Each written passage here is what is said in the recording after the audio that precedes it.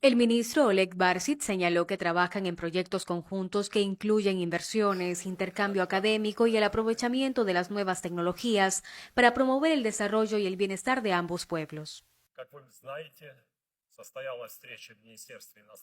Valores de la familia, valores de amistad, de fraternidad. Y nosotros como Abjasia, nosotros siempre estamos listos a comunicar, a tener amistad con países que tienen valores como Nicaragua, valores claras, valores de solidaridad, de amistad con todos los pueblos del mundo. ¿Con quien quiere hablar? Nosotros también podemos hablar con los países cuáles quieren hablar con nosotros.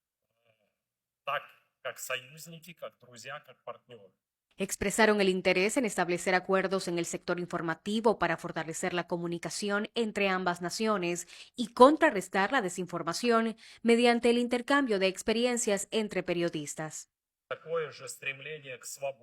Estamos como trabajando en ampliar nuestro trabajo en la esfera informativa. Por ejemplo, anteayer tuvimos posibilidad de ver a presidenta del Telesur, con quien tenemos un acuerdo.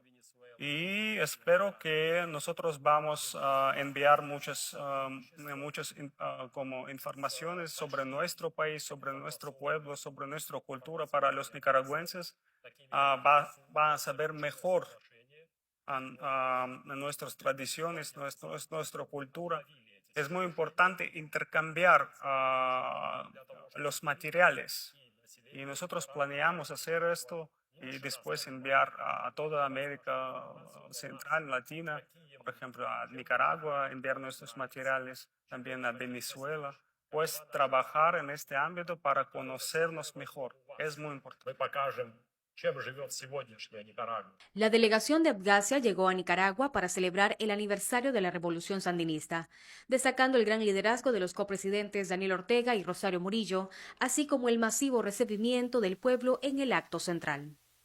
Con imágenes de Fernando García para TV Noticias, Margarita Cáceres.